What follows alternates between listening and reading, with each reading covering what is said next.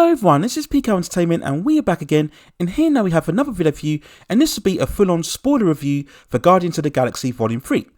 Now there may also be spoilers for all other movies and television series within the Marvel Cinematic Universe, so just beware when going into this overall video. And you can check out my non-spoiler review of the movie itself, and I'll leave some links within the description. So this won't be a chronological breakdown of the film, but more of just me outlining some of the main elements of what I think both worked and what didn't work quite as well, so you have been warned. Finally going into spoilers within this film in 3, 2, 1.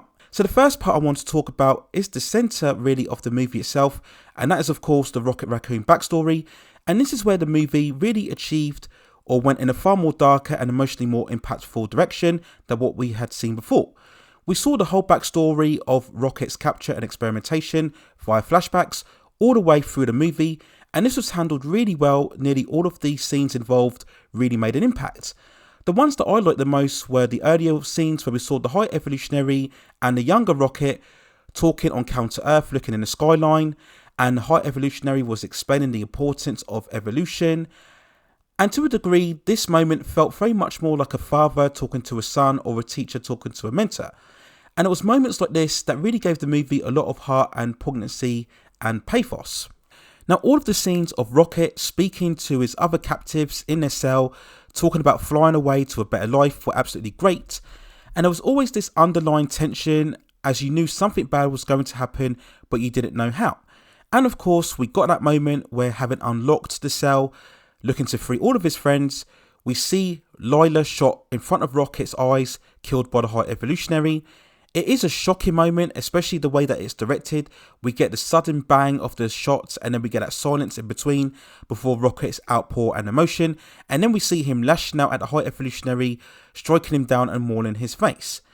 And it was these type of scenes that I think parents should probably be cautionary about, as youngsters will probably find them a bit distressing, alongside the torture scenes as well. And these scenes will hit harder because you are very much invested in the character itself. It's one thing if you have mindless spectacle and violence, but if you are really invested within the story and the character involved, then it's going to hit you even harder. So that's where I think parents should be aware. And again, I felt these scenes were very perfect in terms of the backstory and how it was delivered. It wasn't overly done. I didn't think they were too intense. But again, if you are considering the family-friendly audience of the MCU, and the fact that this is far more darker than what they've been previously used to, that's where I think the discourse may certainly affect the box office performance of the movie itself. And I also think that making the goal of having to save Rocket gave a clear narrative, allowing the characters to stay near each other for one singular mission. Previously, especially in Volume 2, we had it where everybody was going alongside these side quests, so it very much gave the movie a fractured, very distorted feel about it. But having the clear goal of saving Rocket gave the story a far more compelling edge. The only query that I really had was with the High Evolutionary's motivation. You mean to tell me that so much that he had at his disposal in terms of technology and resources, all that effort was being made just to capture Rocket himself, that no other being that he experimented on could show the same level of competency or intelligence as Rocket? For all of his own intelligence and skill level, the High Evolutionary wasn't able to find a being on the same skill level as Rocket himself. I just found that to be a bit overly convenient and not quite as convincing. I understand they had to do that because, again, they wanted the core narrative to be centered around Rocket, but I just couldn't fully believe that nobody else within all of the galaxy and all of the other test subjects couldn't prove themselves to be worthy enough that we had to go to all of this effort just to find Rocket himself. But that aside, I still found the backstory and the flashbacks amongst the strongest parts of the movie. We then talk about all of the characters who I stated in my non-spoiler review were all great once again. They all had their time to shine, and this is something that we see throughout all of the three Guardians movies. And again, this is a sign of what makes the MCU so strong, is that they make sure that people really relate and connect to these characters. If you can connect to these characters, then even if you have as weak a film, the audience will keep watching because they like who they're watching on screen. And that was apparent here. All of the characters from Star-Lord, Groot, Drax, Nebula, Mantis were all great to watch once more. And for me personally, I think the standouts are probably Drax, Mantis and Nebula, especially Drax and Mantis, who had a very strong dynamic, very much of that older, dumber brother with the more naive younger sister, and all of the lines and dialogue that they had were really great throughout this movie. I especially liked the sequence where the Guardians had to travel to Orgoscope to find the override code to fix Rocket's kill switch, and this sequence was classic Guardians, really encapsulating everything that I believe the audience love about the characters and the franchise so much. We had the usual banter and camaraderie. I loved all of the scenes where they had to quickly change suits and Mantis inadvertently sets their jetpacks out in space. We had another great moment where Mantis gets one of the guards to fall in love with Drax as a joke. And we had the constant back and forth between Star-Lord and Nebula, where he was once again lamenting on his love and being rejected for Gamora. And alongside this sequence, we also had cameos such as Nathan Fillion as the head of these guards, who were in these very weird, padded, muscular like alien suits, again very fitting with the cosmic aesthetic of the films. And we also had Jennifer Holland, as we all know, who is James Gunn's wife, appearing as one of the administrators. And we also had Sylvester Stallone appearing once again as the leader of the Ravagers. Now, being a major Stallone fan, I really wish we could have seen Stallone have more scenes, but I do also understand that this isn't really his story. In terms of the character dynamics, the only small issue I had was probably of the one between Star-Lord and Gamora. As we all know, this is a different Gamora as the one that we saw from the previous two movies. And we started off this film yet again with Star-Lord lusting over the fact that he's lost the love of his life. And we continued that throughout, where we see him trying to connect with Gamora and her constantly rejecting him. Now, after a while, this got a bit repetitive. And I think it made Star-Lord a bit of a complacent character. Whilst he's always had that young, childlike manner about him, you would have thought by now he would have had enough about his character to come to grips with the fact that this isn't the Gamora that he fully fell in love with, and he would suddenly move on. We then talk about the issue of character depths, and in many ways I'm glad that nobody was killed off, as that would have been the main expectation for everyone going into the supposed final conclusion or the final installment. That's always the way when you come towards these franchises. Whenever we get the last piece or the last story arc, it always results in somebody dying, because storytellers want to have that emotionally impactful moment. But I think that would have been predictable in terms of this story. Now, we did get a couple of fake outs. For example, when the group travelled to Orgoscope, we had that moment when Drax gets shot twice, and to be honest, when watching, I actually thought it would have been possible that he would have died, purely because I know James Gunn's style, and I wouldn't have put it past him to try and kill off a main character halfway through the movie. We also had that other scene where we see Nebula trying to keep the Nowhere base connected as they're trying to transport everybody from the Counter-Earth base onto the Nowhere. And where she was on her own and we had all of this emotional weight and music playing in the background, I actually thought this could have been a case where Nebula was going to give, or certainly sacrifice herself in order to save everyone. And then we had that final moment where we see Star-Lord failing to leap onto Nowhere and getting trapped in space. And we get that prolonged effect that they play throughout the entire trilogy. Whenever somebody gets trapped in space, their face and their body freezes. And this time they amplified it even more so, where we see Star-Lord's face getting all bloated and distorted. But at the last minute, he's rescued by Adam Warlock. So again, that was another fake out. But as I mentioned before, I think it was good to have the Guardians survive together, because that's in keeping with the more positive, upbeat spirit of the franchise. And it's proof that you don't necessarily have to kill off a character to have emotionally impactful scenes. We then talk about Adam Warlock, and this was a real big waste of the character. Now, if you are familiar with the comic book lore, you would know that Adam Warlock is hugely integral to the comic book Infinity Gauntlet storyline. He is very much the beginning character and the catalyst of the main story, and he also wears an Infinity Stone later on down the line as well. Now, of course, this version would be different following the fact that he wasn't involved in Infinity War, which was another missed opportunity.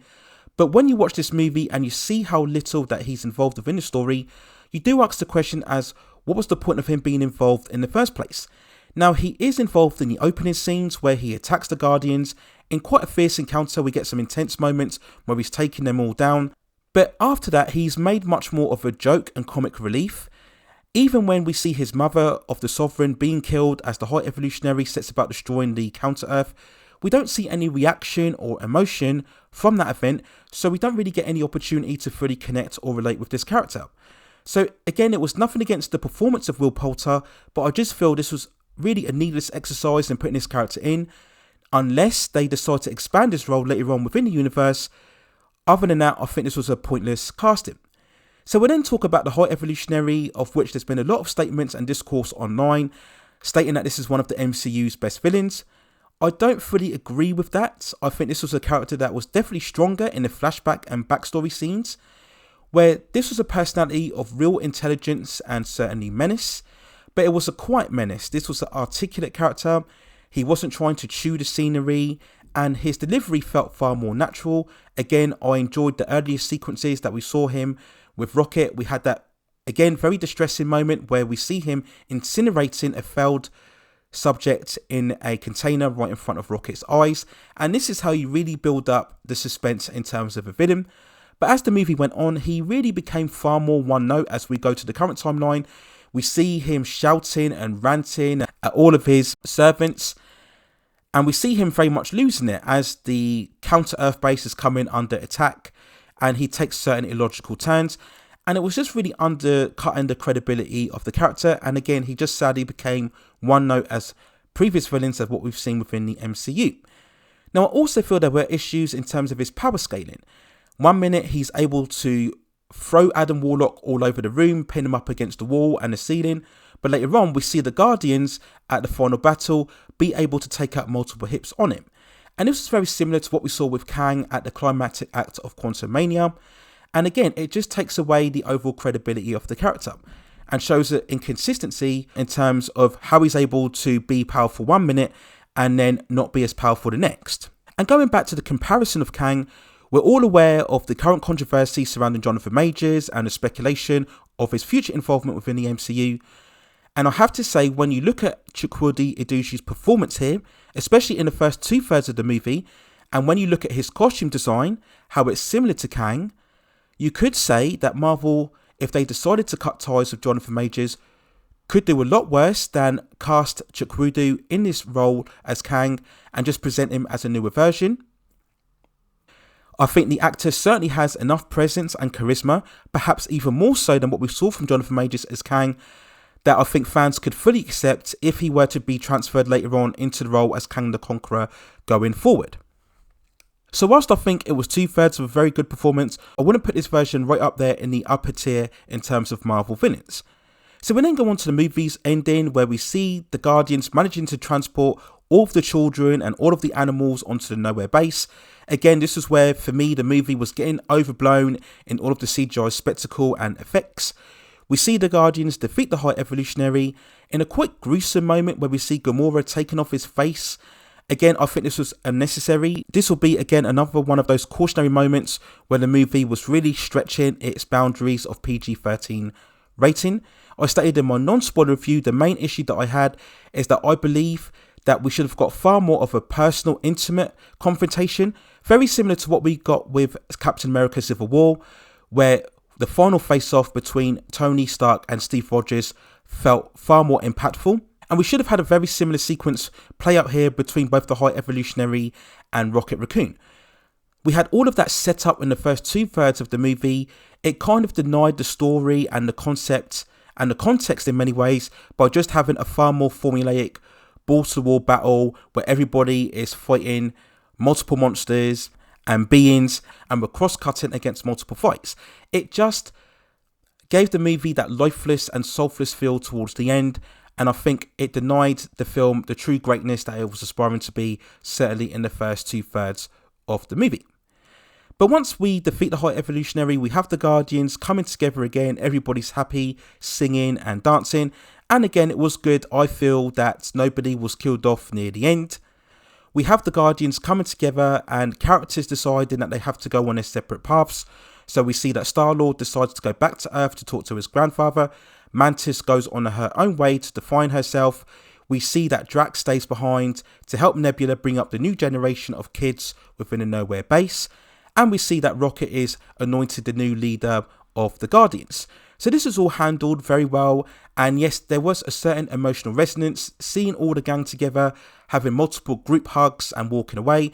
This was really, I think, the right way to do it, because Guardians of the Galaxy is a very much positive, uplifting, spirited franchise. So I don't think it would have felt right if we were ending on a character death. I just think that would have been against the tone and spirit of the overall story. So we then talk about the end credits, and they weren't anything truly special. The first one very much saw the newly formed team of the Guardians, where we saw the likes of Rocket as the leader. We see Groot emerging very much in his new size. We see Adam Warlock joining the team, so whether that means there'll be further involvement for him later on down the line. And then we see the young child as well joining the team, and we see them having further adventures on various planets. Now, whether this team will stay the same, it remains to be seen. I do believe that as well as keeping all the characters alive, I think Marvel was playing it safe, just in case they need to rely on the Guardians coming back later on for any future Avengers films. It's always smart not to kill off your main characters, just in case you need to bring them back. And by keeping a Guardians team out there, they won't have to do much in the way of exposition if all of a sudden they show up randomly in any future Avengers films. And then that leads on to the second end credit scene, where we see Star-Lord talking to his grandfather again, and we have the title cards that the legendary Star-Lord will return. So again, they're just keeping that door open for Star-Lord and Chris Pratt to come back. Maybe some actors will reprise their roles, maybe some actors won't. We know previously that certainly the likes of both Dave Bautista and Zoe Saldana have very much shown intentions that this will indeed be their last performances within this franchise, and that they want to go on to future projects. So again, just very smart of Marvel just to try and provide a final conclusion, but at the same time leave things open just in case anybody wants to come back for future roles within the Guardians franchise. So that's it then in terms of my full spoiler review of Guardians of the Galaxy Volume 3. Let me know what you think in the comments below in terms of whether there was any elements that I missed that you think were worth mentioning.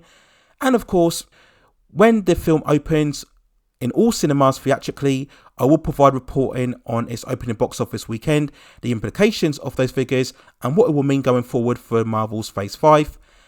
So look out for all of that content within the future. And if you have any other further suggestions regarding any other movies, television shows, or any other issues or topics within the entertainment culture scene that you'd like to see me cover, then also let me know within the comments, and I will see if I can provide further commentary for you in the future. Please consider hitting like those subscription and notification buttons so I can provide you with more high quality content like this in the future. But that's it for now. Take care of yourselves, and I will see you very, very soon.